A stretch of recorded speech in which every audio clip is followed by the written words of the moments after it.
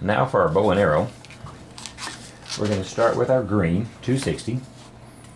Come out to the nozzle end. What you want to do is twist a small bubble and then make that a pinch twist. And give it a good squeeze to push the air to the other end. And you want to find the middle of it. Once you've found the middle, twist a small bubble there. Make that a pinch twist as well. And then it should be pretty close to there on the end like that. Now what we're going to do is we're going to take and spiral these two.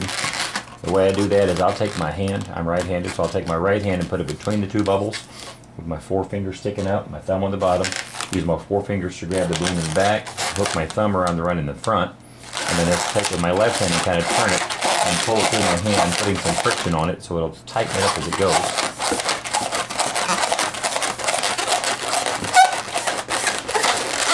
Once you get to the end, take the little bit of the nipple that you have left over and twist it around that real good to lock that in place.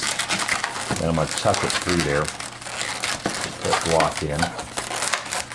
This makes your bow. Now we're going to take our uninflated 160 that we had and take and tie it around one end.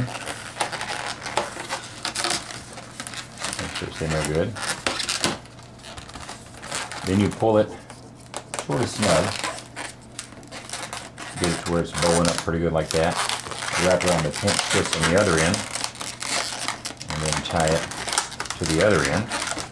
Like that. And there's your basic bow, and you can trim these little ends off if you like.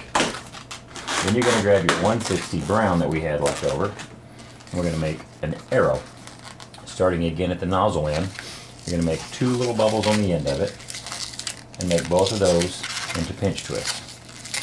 Just like that. So you've got two pinch twists on the very end of it. And you're going to make about an inch to an inch and a half bubble. Another small bubble and make that a pinch twist as well. Then about a 3-inch bubble. Another bubble the same size as that last one we just made, so you got that. Another small pinch twist.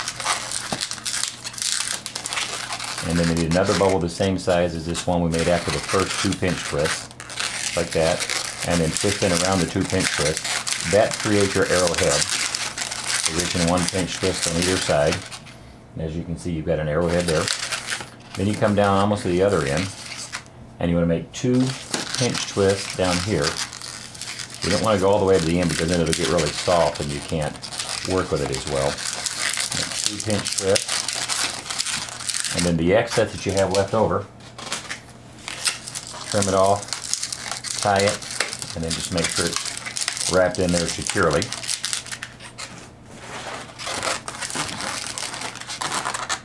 That's your basic bow and arrow. And then you show the kid that it works by taking, you put those 2 pinch twists on the string, pull it back, and it's a working bow and arrow.